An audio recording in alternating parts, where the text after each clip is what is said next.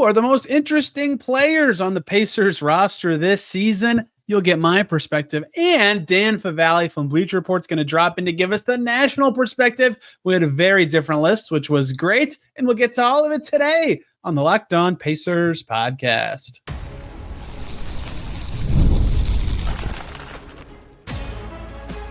You are Locked On Pacers, your daily Indiana Pacers podcast, part of the Locked On Podcast Network, your team every day.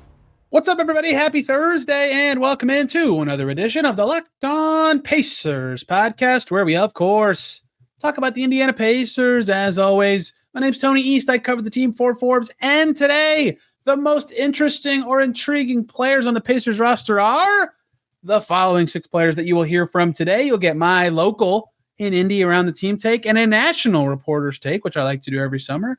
And Dan Favale was kind enough to do it today. He covers the NBA for Bleacher Report and the Hardwood podcast, one of like the first ever NBA podcasts. I've known Dan for forever.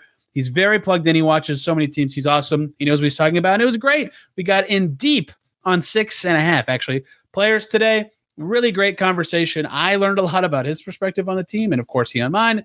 I hope you guys enjoyed as well. Let's just get right to it. A summer tradition here at Locked On Pacers, getting the national perspective on the most interesting players on the Pacers roster. I have what I thought, nerdy answers, although as we talked about it before we recorded, maybe not so much, as their intrigue may come from their age, their contract situation, where the team is headed, something in the betting odds.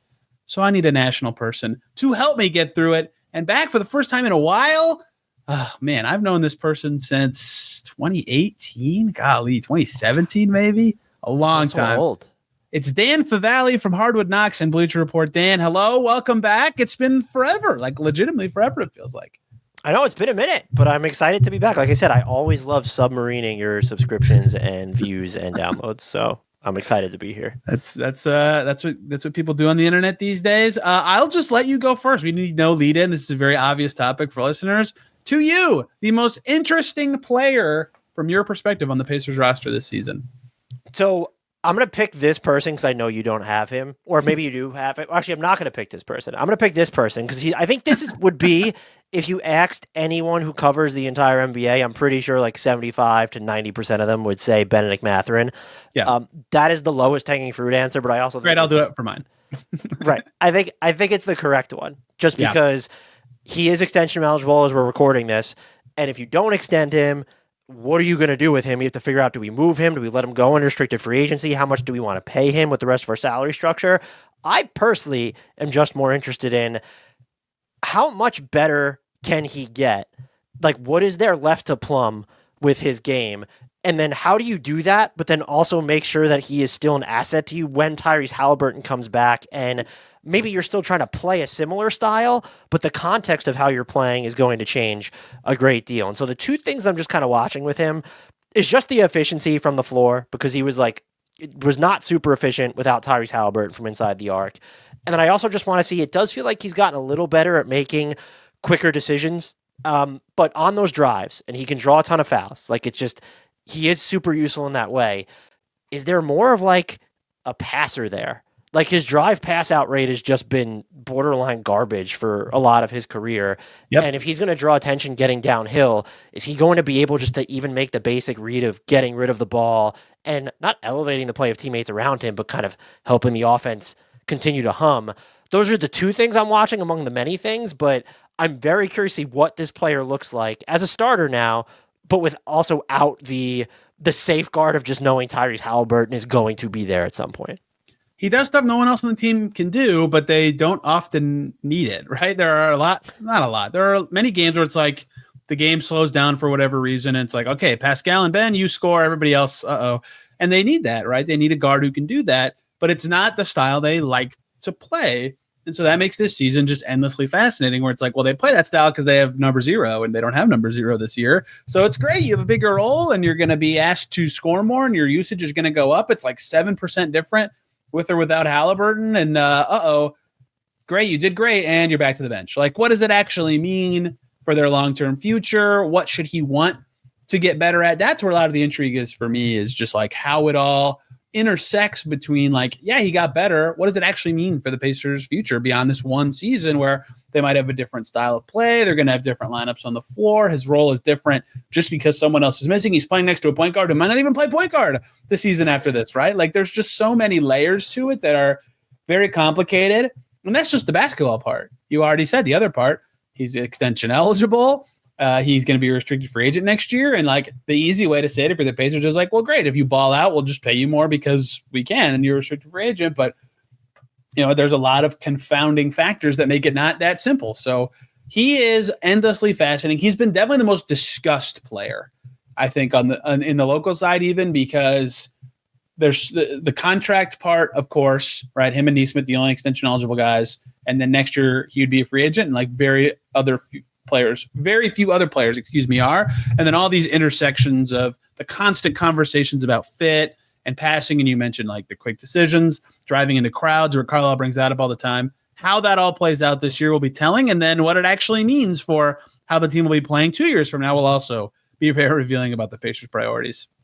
The other thing I thought about is whether it might benefit them to, okay, he starts out the season with them. Let's say he's leading them in scoring 24 points a game or whatever it is on reasonable efficiency. Has he increased his trade value enough for them to just trade him so that you're trading his bird rights and what he does next season? Yeah. However, they're different players. And I know people think the cap space landscape is going to be different next summer. And to some extent, it will be. But it does feel like teams are seeing through some of like the higher scoring totals just based off like Cam Thomas, the level of self-creation he shoulders on reasonable efficiency the past 2 seasons, took his qualifying offer.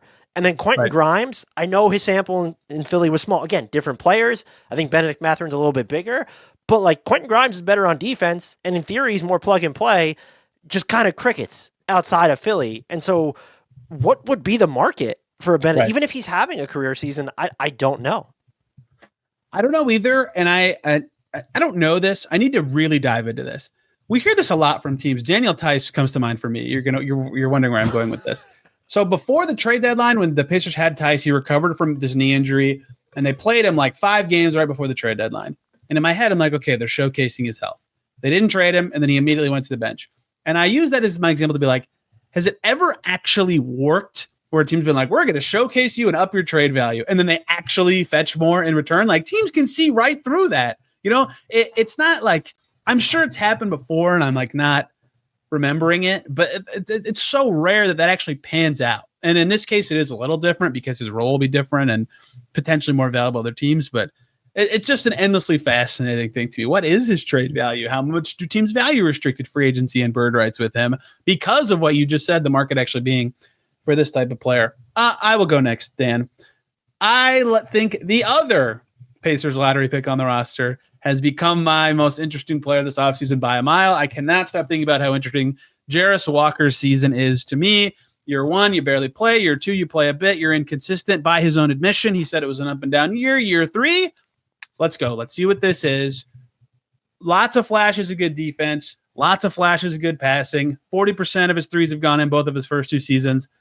Lots of flashes of turnovers. Lots of non-forceful defending moments. What is Jarus Walker? Is this somebody they should be like so amped about? Could he start at the 3 someday? Like, what is the future of Jarus? What skills is he going to be better at? Because the build that he has, the skills that he has are so valuable, and he might be the guy who like increases his role and minutes the most, right? There's this big open space, this black hole of Haliburton and Turner are gone. And Mathurin, of course, is going to be getting a lot more touches, but he played 30 minutes a game last year, right? There's not like so much more on the plate for him. Like Jay Huff and Isaiah Jackson will take some of the Turner stuff, but like someone's getting more touches, more shots, more time. Is it Jarus? Is he just going to like have a unlimited rope in this gap year, as people call it, to just go crazy, show some passing, shoot, guard, like do all these things? And he's shown enough flashes of them, including in the postseason. I'm like, man, this could be such like a launching year for him. And it also could not be, obviously. That's how young players go. That I have just become endlessly fascinated with this, that he could be the player who steps up by necessity into taking a larger role and more touches and being involved in that way. He was my number 2 pick. And I think, don't worry, I have backups. Don't you worry. I said this to you before we started. I have no idea what he is. And I'm most intrigued by him offensively just because had you told me that half his shots basically were coming from three through his first two seasons, I probably wouldn't have believed you. Yeah. But like I wouldn't have bought it. The fact that he's hit them to me is a big deal. If that can hold up over higher volume. But I also am very intrigued by like his downhill playmaking, but in like a big man's role where he could still do things out of the short roll. How do you meld? You could meld those styles, I guess, but how complex does it get? That matters then who you are playing at the five. Now that Turner's gone, like, does it have to be during the Jay Huff minutes? What type of chemistry, if you have Siakam and Isaiah Jackson on the court, does that forge on offense? I want to see more grab and go stuff for him, but how realistic is that? Like, should Pascal Siakam be off the floor for it? And I liken him on defense. Like, there's definitely been moments, but I call him a malleable defender because of who they, in theory, he's a body that you can put on a bunch of different people. And it's similar. I think he's probably better than this person on defense, but like to a Keldon Johnson, to a Miles Bridges, where I would not call them good defenders, but they are portable defenders. They are malleable defenders. That's a good point. Move them around. And I think, man, I guess you're right that he has the potential to improve the most just because it's such a low baseline when you look at just the minutes he spent on the floor. I hope they really just unleash him this year. I'm not saying you need to put the ball in his hands having to break down defenses, but this is year 3. We're talking about Benedict Mathurin's extension right now. We're less than a year out from talking about, well, should the Pacers extend Jarus Walker? And so if you're not going to give him, if not this season, then when, I guess would be my question. You do run into the same issue, though, because at least with Siakam and Andrew Nembhard and Aaron Nesmith, like, you know how these guys will work in higher profile roles next to Haliburton. Whatever Jarus Walker does this year, good or bad, it's, well, how does that scale if he's playing a bunch of minutes and Tyrese Haliburton is there? Tyrese Haliburton is one of the most scalable superstars himself that we've probably ever seen. So I'd have more confidence in Walker. Just feels like he could play the type of style that would suit a Tyrese Haliburton-led team more so than Benedict Mathurin. But that's another question they have to ask themselves coming out of this year, just because he's going to be extension eligible too. And the line that everybody says, and that Carlisle has said we've probably oversaid, is like, he played point guard in high school. He's played every position on the floor at some point in his life. And so that is the hope of malleability, is like, you mentioned grab and go. That's where it's going to come, right? Is when he's involved in something, DHO, pick and roll, and he is either player, ball handler or screener / handoff guy.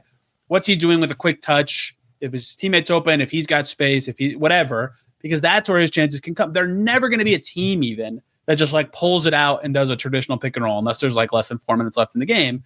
So I don't care about that. I care about how he reacts to all sorts of stuff that you mentioned within what the Pacers do and how that fits with Haliburton. And guess what? If you're that size and you can go, and I agree with you about the portable defender, by the way, I have long gone against Pacers fans in saying I think his offense is ahead of his defense, which is not what I expected coming into the draft that year at all, even though I thought they should pick him. What does this look like in a bigger role with other players? And okay, great. You got good at playing this way. Haliburton's back. Can you do it with this guy? Like, it's all so fascinating to me. But year 3 is the year for a lot of these players. With like year 1, they're a rookie. Year 2, they come in and they're like, I got this. I figured it out. And then they're not as good as they thought. And then year 3 is serious time. Like, I think this could be it for him. Everybody, quick break so we can talk about Monarch Money. Most people cannot name all of their financial accounts or even what they're worth, whether it's 401ks, properties, or investments. And when you don't have the full picture, you can end up leaving money on the table. That is why there's Monarch Money. It's an all-in-one personal finance tool that brings your entire financial life together in one clean, easy-to-use interface right on your laptop or phone. Monarch is built for people with busy lives. If you've put off organizing your finances, Monarch is for you. They do the heavy lifting for you. You can link all your accounts in minutes, see clear data visuals, get smart categorization of your spending, and finally feel in control of your money without ever touching a spreadsheet. You can see things like where you're not saving as much as you thought. You can identify those areas by noticing inefficient investments or forgotten 401ks from past jobs. Maximize your investments, increase your savings rate, easily renew your finances with a partner or whoever, keeping a clear view of your financial health. All that's possible with Monarch Money. Do not let financial opportunities slip through the cracks. Use code LOCKDOWNNBA at monarchmoney.com in your browser for half off your first year. 50% off your first year at monarchmoney.com with the code LOCKDOWNNBA. You go next, Mr. Favale. So I was going to use a cop-out and just go through centers, but now I get to split it up. So I'm going to start with Isaiah Jackson. Oh, love it. You give him a contract that it's fine, but it's also like, well, who was giving him that contract coming off an Achilles? I'm fascinated just what he looks like on this team without Tyrese Haliburton. I love the idea of what he does, where it's like having the vertical spacing, the gravity around the rim. You want to talk about bigs or talk about malleability, but like he has impactful malleability. The way he can move on the defensive end, the way he runs the floor is frankly insane. But he's coming off a torn Achilles. So how much of all that stuff winds up holding up this year? And even if it holds up long term, like, does it take him a while to get any of it back? And I think I was listening to, it was probably an episode of Locked On Pacers a couple months ago or something, where there's like this buzz about him. Could he shoot threes or something? The answer to me is no. Like, I just don't see it. Like, you look at his free throw percentage through his career. Like, the idea would be cool. Like, someone that has this like roll gravity that can also shoot threes. That's awesome. I don't know. I don't see it, but I also don't know his value to a team that's not necessarily going to have Tyrese Haliburton, of course, but more so he's coming off an Achilles injury, and this is someone who's one of those sort of tantalizing mystery boxes, and he retains some of that appeal. I just don't know where we should put expectations for him in terms of minutes, in terms of impact, but specifically defensively, I really think that he could be like huge for this team if he's any close to like where he was physically prior to the injury. Are you a low post consumer or Zach Lowe show? Sorry, it has changed it. I was about to say, I think I've burned the low post. I had forgotten already.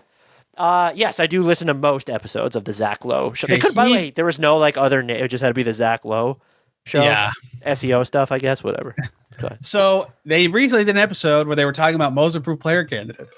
And Zach Lowe quietly dropped in Isaiah Jackson. And my eyebrows went way. I was like, whoa, wait, what? And so I get it. Like, if he starts and like produces, in theory, it could be there. And that's the intrigue that's around his season. You nailed it though. Like, can he be? They paid him like they believe he's going to keep continuing to be the player that he was and get better as a youngster, right?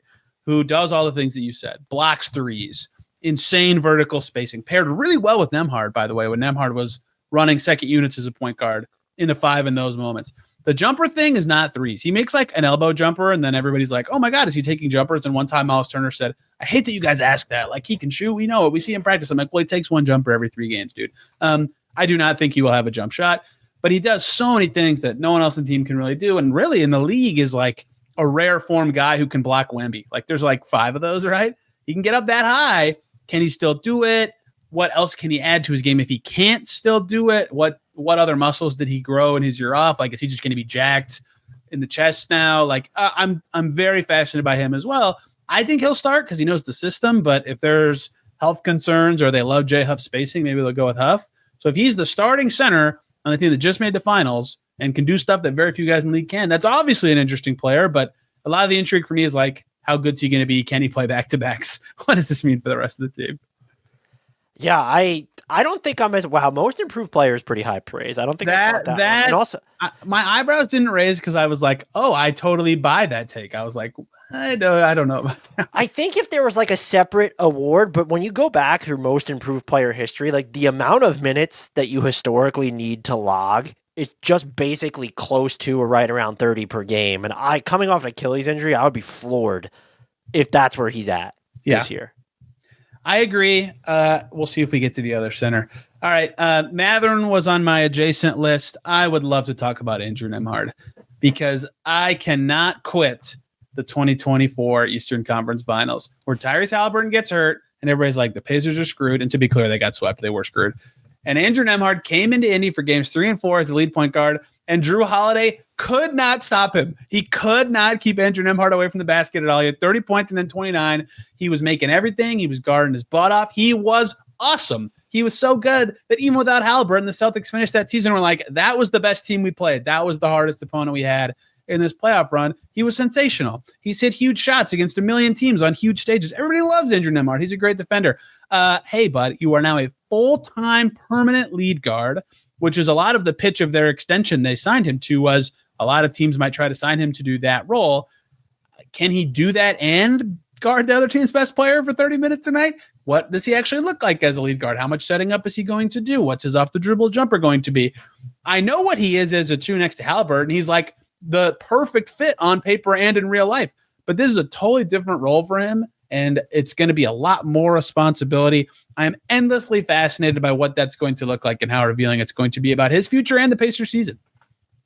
Yeah, do you think that I'm still trying to figure out, like, do you think that he is going to have, like, he's the better passer, so he has to be, but I'm just curious as to, with Ben Mathurin in the starting lineup, does that infringe upon, like, how much agency over the offense that Andrew Nembhard is going to hold? And you also have Pascal Siakam, by the way. Right. So I'm curious to see what I'll say this, Dan. Rick Carlisle did Caitlin Cooper's podcast. I'm assuming you listened to that. You might have. No, what podcast is that again? Basketball She Wrote, the greatest one. He said in that, when he was mentioning the closers for the Pacers, he said Pascal and Andrew. And I was like, oh, okay, that's interesting. He's even when Haliburton is like healthy or he's playing alongside him, it feels like there's half a dozen games a year that's true, where he still breaks out playoff Andrew Nembhard. And some of the thing that intrigues me the most about him is some of the from scratch, like, jumper creation from him is just actually insane. And I don't know that it's consistent enough. The 3-point shot certainly has not been consistent enough throughout his career, but the level of difficulty on some of those shots to where it's, okay, if you could, like, merge him and Benedict Mathurin into the same player, so you have Nembhard as, like, a passer and, like, a defender, and then just with Mathurin's size and strength. But I don't know, this is a terrible podcasting answer, but I just don't know what to expect from Andrew Nembhard, like, outside the confines of having Tyrese Haliburton as a teammate the entire season. It's cool to cite those games, those playoff series, but, like, we're talking about an 82-game season now. And so I'm just curious, like, what he looks like when he's going to be in even more of a defensive focus for the opposition. Totally agree. Like, if you said, go design the dream 2-guard next to a Tyrese Haliburton team in a lab, you'd probably have a higher 3-point percentage. But outside of that, it's what they have. It's Andrew Nembhard. So not only am I interested in him playing a completely different role, but he's done point guard stuff before, Gonzaga, Canada, whatever. And, like, what does he add that sticks when he's a 2 next to Haliburton? Like, can he be a better secondary creator in a way that takes some pressure off of an aging Siakam, or they don't have to rely so much on 2 point guard lineups, Carlisle's favorite thing, which is, like, they should keep going to those. But if they can just run Nembhard as the backup one, does that help with McConnell's aging? Like, it helps with a lot of their aging stuff if he's just a better creator going forward, right? And that matters a lot. And then how do they play 2 point guard groups with Nembhard this year? Like, if they play McConnell-Nembhard together, they're going to need another point guard to play. And spoiler alert, they don't have one on their team. They have 2-way guys and Cam Jones. Like, I don't know if they're ready for that. Maybe they are, given what their season's about to be. So endless questions about how good he's going to look, what it means for their long-term future, what it means for his own value. It's just so interesting to me. And we did Mathurin, but, like, those two being in totally, totally different roles and context is just endlessly fascinating for the Pacers' future. One more break here, everybody. We got to talk about OpenPhone. If you're running a business, you know that every missed call is money left on the table. Think about the last time you had an urgent need, maybe for a plumber, maybe a different service provider. If the first person you called didn't answer, did you wait? Probably not. You moved on. That is why you need OpenPhone. They're the #1 business phone system built to streamline and scale your customer communications, all from an app on your phone or your computer.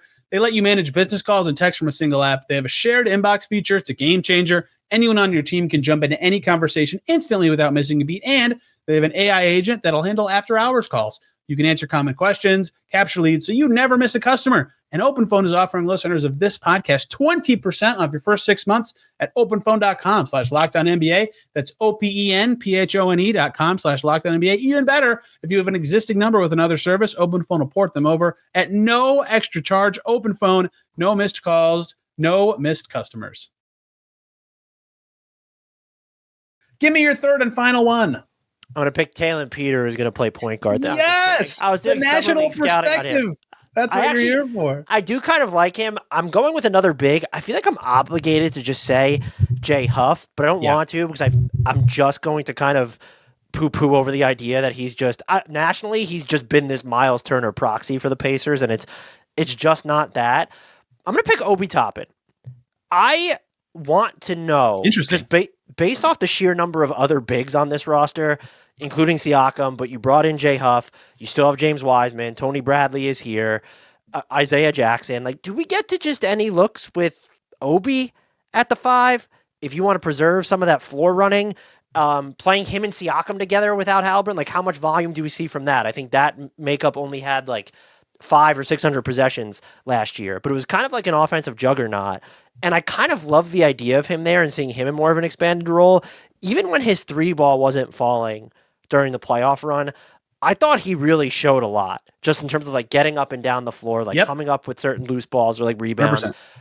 I want to see him in a bigger role, but I don't know if the Pacers are built or inclined to do it. Just when, again, the person I mentioned at the top of this, when you look at who else is on their depth chart right now. Yeah, I think a lot of Pacers fans would say this, and I have made this case. I think that Huff or Jackson will start at center, and the other one will be the backup, but it would not surprise me if the Pacers' best 5 this season was Siakam, Toppin, front court, right? Like that, not at all. He can shoot now, right? So he fits really well there, and Toppin is not a good defender, so he does better at times defending certain 5s, not all of them. And so I totally get the intrigue there of like, if the Pacers end up being a decent team, I predicted them for 41, 42 wins, like you're going to see a lot of Toppin at the 5, whether that's closing games or whatever. Like he could reasonably play 5 to 8 minutes every game at center, especially if 2 of their top 3 centers are coming off Achilles tears, which I'm getting word is true and is the case. And they might need to get a little flexible and creative at the 5 with who they're playing at that spot, especially if they don't keep Tony Bradley going into the season. So very plausible thought to me. Yeah, the intrigue with him for me is a little not like low because I don't think he can get better. Every player's trying to get better all the time, but just like I think we know what Obi Toppin is now, although he got way better as a shooter when he got here. I think that is my intrigue with him, is what you already said, is what positional versatility, 1, does he have? And 2, can he actually do? Like, what if he's awesome at center next to Siakam? Are they all of a sudden like, well, crap, we don't need to go get a better center to replace Miles Turner. We've got one right here. His name's Obi Toppin, although that would seem a little small for what the NBA is trying to do now. Well, and I think the other thing, too, is like, even if Obi Toppin is the best version of himself, can that scale to playing instead of under 20 minutes a game? How about 25, 27 minutes per game? And I don't know. Like, he played in smaller bursts even when he was with the Knicks. So, but he just like, and the way he plays doesn't feel like it's necessarily conducive to playing like a ton of minutes, but you could say that about the entire Pacers team for the most part. So I would default to, let me see my guy get like 27, 28 minutes off rip and see how it goes for you. I am certainly intrigued. Like, again, if you have a chance to be in the best 5 for the team, you have some level of intrigue. There's so many guys that I could throw in for my last guy. Pascal Siakam, number 1 option. Aaron Nesmith in a bigger role. All the rookies are interesting, but we've chewed through a lot of my list. You didn't do it, so I'll do it. J Huff. The local intrigue is there. The national intrigue is there. The local intrigue is that he is the only new guy who was in a rotation for an NBA team last year, which is pretty crazy. James Wiseman is new, air quotes, but he was on the team last year. And all the rest of their new guys are rookies or like not important to playing this year. J Huff's going to play. He might start. He is skill-wise their closest center in terms of aligned skill set to what Miles Turner did last year, right? That's his argument to starting. He can shoot. He's a pretty good rim protector. He does these funky backwards dunks that I'm so excited to see in person all the time. Like, is he going to start? Is he going to continue this Pacers tradition of like trading for a rotation player on another team and all of a sudden he's just way better in their player development system and looks awesome? He's 28, but he's only played like 95 games his whole career. Is his defense good enough? And the other thing that when I did my center preview for the Pacers is like, he averaged 9.5 passes per game last year. Like, the Pacers are going to ask him to throw a lot more passes than that if he's on their team, be more of a fulcrum. And can he do that? He's never had to do that before. So I have questions about how he'll fit in a new system. Is he going to start after being like barely in the league? He got a 2-way to start last season with Memphis before it got converted. Can he be close to Miles Turner? Is he a better as a bench player? What's his best? Like, I just don't know, because he's their only new guy who of like major consequence. Yeah, I don't know either. And I know you say he's in an NBA rotation, but it was just like sort of. Yeah, he barely played for like the latter 2/3. It was the latter third. They were banged up and he had some intriguing moments. I like the idea of J Huff. I just don't like, can you be as aggressive on defense with him? Is he going to help your rebounding at all? Does he make that job easier on anybody else? And I don't know. You mentioned the passing stuff, not even something that I've given a lot of thought to. So you don't think about J Huff's passing very often? What the hell, man? I know, I'm terrible. But what I will say is that there might just be a chance. The intrigue is there, and they should probably try it just because they're used to playing with a floor spacing 5 so often. but it kind of just feels like Jay Huff is going to be one of those per minute darlings so long as you play him under 15 minutes a game. Yes, I agree with that. And like we already got like they traded for him, and already my feed was like, oh my God, look at his per 36 numbers and Miles Turner's per 36 numbers. I'm like, yeah, no crap, guys. Like one guy plays 30 minutes, the other one plays 12 or whatever. Of course. Who do you think we've talked about, who ends up being the most valuable Pacers 5 this year? That's a good question. I said I think Jackson starts because he knows the system and like their offseason transactions suggests they believe in him as their best center. But I'll say this, like if the goal of your role player 5 is to make life as easy as possible for your best players and your stars, Huff would probably be the answer because he can shoot it better. And if he provides any more spacing, like a centimeter more, that's valuable for Pascal, for Ben, for all these guys that there's questions about. So there's a good case that he would start. I bet that their minutes, though, end up pretty equal anyway, regardless of who starts. So I just think Jackson's better right now. And so I would guess him, especially because the defense is really going to matter. Like, this is going to be weird to people because it's just a one-year thing. The Pacers are thought of as an offensive team because they are a better offensive team. For this one season, they might be a better defensive team than offensive team. So their defensive groups with Jackson are going to be interesting. So I am inclined to say Isaiah Jackson. I think you're probably right. Again, the intrigue for me with Jay Huff is there. I just think that it was oversold. Like their acquisition of him. Like it was fine. Like they gave up very little to get him. I think but to view him as like, it's not even through the lens of a Miles Turner replacement, but as someone who's like on the verge of a breakout just because we have those per minute numbers from when he's barely played. I can't get, and so I'm worried. I don't think the Pacers are internally, but I do sometimes worry that Pacers fans or even people like, I think the national perspective was to root like, oh, this makes even more sense why you would let Miles Turner walk. Jay Huff makes peanuts. But like, I think that anyone who's expecting him to be really, really good in like this bigger role, like something materially more than 15 or 16 minutes a game, I feel like they're setting themselves up for disappointment, but maybe I'm wrong. Well, we'll see. I mean, I don't think he's bad, and his contract is great. So if he's any good, they still should have done the trade. But yeah, I have endless intrigue by all of the JF experience. Why does he dunk backwards? I'm sure he's been asked that a million times, but I can't wait to actually like do it myself and see. What's the beard look like right now? I'm very interested. Yeah, it's changed a lot. His hair looks different now too. He looks younger with the shaved head. I don't know if you've seen it. And he's like 27, right? So he's 28. Like, he's 28. 28. So he's ancient, basically. Do you have a cutoff in your own head where you think a player's old?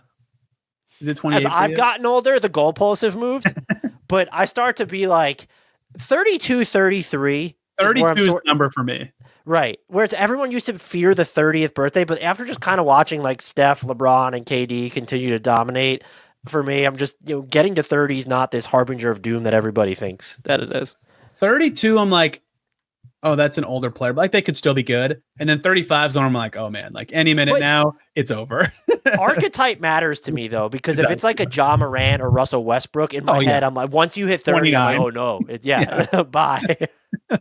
Yeah, that's true. Yeah, there is certainly for me a steep drop in every age of 30. That's funny. 28, he's ancient. It's over. A few years from now, I'm gonna be like, oh, he's only like 37, 38. Like that's like he's a kid. Ready for his prime. I always see studies about how like, well, technically your athletic prime's 24 and this is their prime. I'm like, I don't believe that. That's stupid. That doesn't matter. This was great. I yap to myself all the time. I hear Pacers fan perspectives. I need the national zoomed out, but still informed about the Pacers perspective. And Dan Favale provided it. Do we not talk about anybody you hoped we would? Again, I was able to sneak in Taylor and Peter, but that's really all that matters there. No, I think we hit like all the bigs. I'm very curious to see what that might be my biggest question for them. I know everyone's probably focused on, well, what does Mathurin and Nembhard look like with more offensive agency? But I'm just like, what does this center rotation shake out to be is my biggest question for them. I think if I surveyed like national media who watches, I'll make this up, but like 6 to 8 Pacers games a year, I bet Pascal would be on their list just because he's their best player. And he's going to be a number one option for like the second time of his career. And the first time he was playing awesome until he got hurt. So I would bet he's the only guy that people are something like, why didn't they talk about Pascal? But I share your opinion that a lot of my intrigue for players is about the unknown. And Pascal Siakam is very known. He's very good at a lot of things. What is not that there's not intrigue there. He's a great player, and people overthought the trade for him. Remember the contract discourse after he signed it? That was and then in the first year he was an all-star and almost won them a championship. Like, dude, it's almost already fine. But I guess like if you're trying to frame it as what don't we know about him, it's can he win the MVP award? I don't like. I'm trying to think of what are you looking to see from Pascal Siakam? Like it just feels like he'll do a lot of the stuff he already does, maybe more of it, and maybe less efficiently, or maybe his numbers will look glitzier because he has to do more of it. But I think he's great. Unless you're sitting here telling me like he's going to be like a top 5 MVP candidate because the Pacers win 48, 49 games, which is that outside the realm possibility? I don't know. The East is the East at this point. So, but yeah, that's just for me it's a compliment to me to not have Pascal Siakam on this list, I think. Crunch time is my big intrigue with him. Can he make some, can he fill the void left by Tyrese Haliburton? Or is he going to be looked off by Benedict Mathurin if Benedict Mathurin is closing? Benedict Mathurin, Jay Huff's looking these guys off, man. What are we talking about? This was great, Dan. Where can people find you? The things you say, which very frequently is about the Pacers.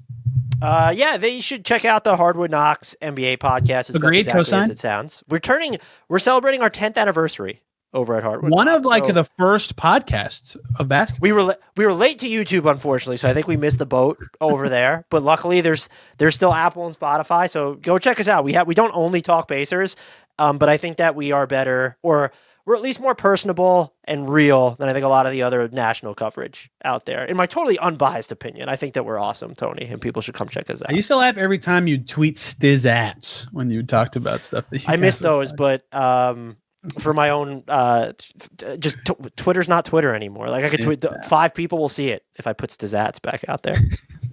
One of the 5 looking right at you right now. Tomorrow, we talked about a couple of these guys today. We're doing the shooting guard season preview on this podcast. So Ben Mathurin, Ben Shepherd, and Cam Jones, I guess. He'll have to be a 2-guard for the sake of this format. Coming up tomorrow. Check out Dan and everything he has to say. Thank you all so much for listening. We'll see you soon.